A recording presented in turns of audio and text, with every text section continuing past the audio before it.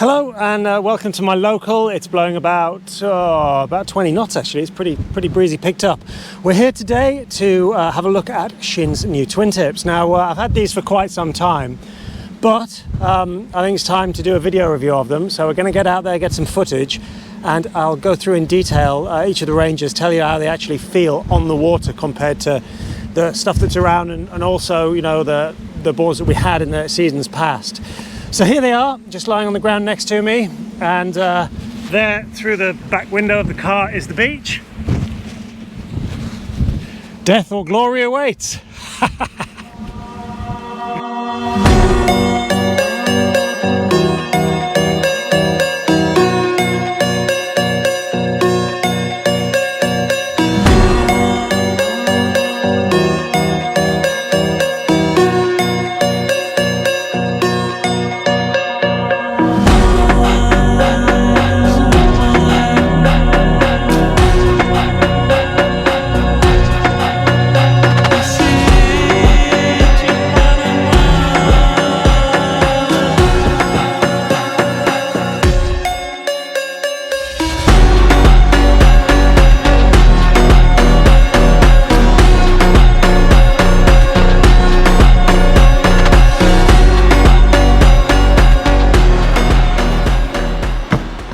Righty-ho, the SHINN Monker. Now you'll recognise the name, I'm sure. Its lineage goes all the way back to the beginning of the brand, really. I think it was 2 years in, maybe 2011 or 2012, when the first Monk came to market, and it marked a watershed, really, a watershed moment in the industry at the time, for it was prized for bringing performance levels to difficult conditions, the likes of which we'd never seen before, and in that sort of sphere is where it's always stayed. Now, the difference between the Monker and the Monk previously, not a great deal of difference in terms of actual physical design, but there is a massive difference in terms of the construction, and that construction feeds back into the performance attributes of the board, and it's in that that suddenly dawns on you just how much performance is inherent in the actual construction and the way that the board physically performs. The Monker this year gets the Pavlovnia light core and the addition of carbon. Now the carbon comes in a form of basalt, which transforms the way the board feels underfoot. It's still just as flexible as it always used to be, but that flex comes back to the rider far more quickly than it did before, and as such that results in a board that feels tactile in a way that no other Monk before it has. It also feeds that energy back in the form of efficiency, and that efficiency is tangible in mid-power use.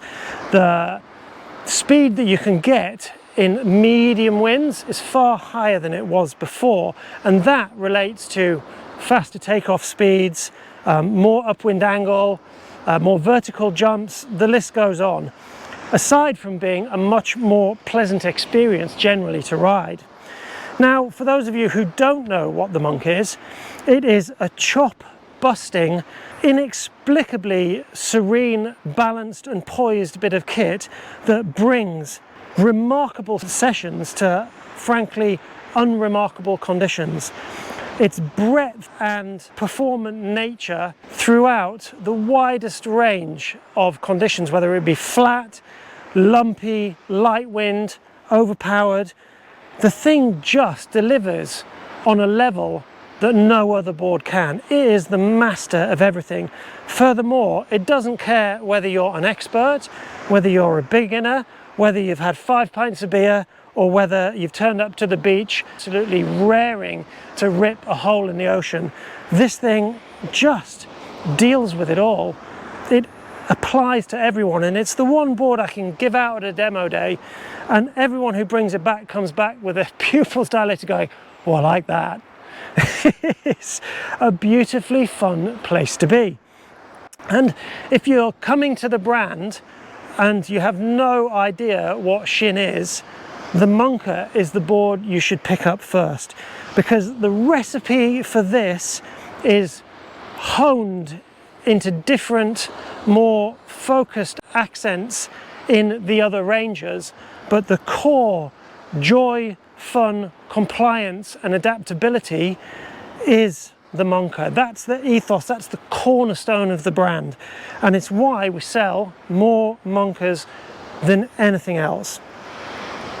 Now, size-wise, I'm 82 kilos, which puts me 42, 43 wide. That's the kind of width that I like to ride in the Monker. It perfectly suits those medium power conditions in which the Monker shines. Yes, you can push that width for my weight up to high levels when it gets windy and still it doesn't come apart. You can also dial it right back if the wind drops off and you don't have to come in. You can still stay out, keep your board speed up and have a laugh. If you are smaller, clearly, regardless of gender, and we don't have an all-females board in the range, but if we did, it would just be a small Monker. The only thing that would change are the graphics. They work just the same way in the small sizes for lighter riders. Heavier, just the same story. But the big sizes of the Monker take over from where the old light wind oriented twin tips did. And the application of the carbon in the big sizes also gives them a lot more light wind efficiency, so it furthers that ability more.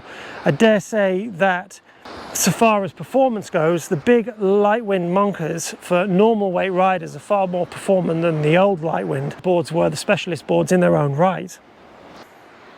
The Monk features a constant curve rocker, which is really important because it allows you to stand anywhere on the board. You don't need to stand in a specific spot and center your rail load on that spot. You can do it anywhere, and that also feeds back into the realization that it's so compliant in terms of you know, where you stand and what you do with it. It really doesn't matter. Whatever you do, it's happy doing it. It's also the kind of board that you can ride 10% power, 50% power, 100% power. It's so comfortable to ride slow and easy. It doesn't feel like it wants to run away with you. It's just like, okay, yeah, no problems, we'll take a break. However long you want, not bothered. It'll just sit down and have a beer with you while your legs recharge. So it's forgiving not only of mistakes, changes in conditions, you know, chop hitting it, you getting pulled offline. It's also incredibly stable of mistakes you make through technique. So for beginners, it's an absolute gift. If I could criticize it, I would actually say that it glosses over so many mistakes and forgives so much that you don't actually learn as much as you could. But you know, what's wrong with that? Sometimes you want to turn up to the beach, you just want to have a laugh. You don't want to have to worry about, you know, doing everything perfectly. You just want to go to the cinema and watch a film that makes you laugh. You don't care how it does in the Oscars. If you come out with a smile on your face, job done. And that's the Monker. It really does take the seriousness out of kiteboarding, and good on it, you know, why shouldn't it? So there you go, that's the Monker. It is all things to all people. It's your best friend. It doesn't matter whether you're on form or having a bad day, it helps you out. And it doesn't hold you back either, you know, it really is all things to all situations and all people. And if you come to a demo day, pick one of these things up first. If you've got a mate down at the beach who owns one of these things, tell him to look at that over there, steal it, and get yourself on the water with it and give it a go. You won't regret it. It is a cornerstone of the brand, and it will teach you a lot about the philosophy and the technology that underpins the brand.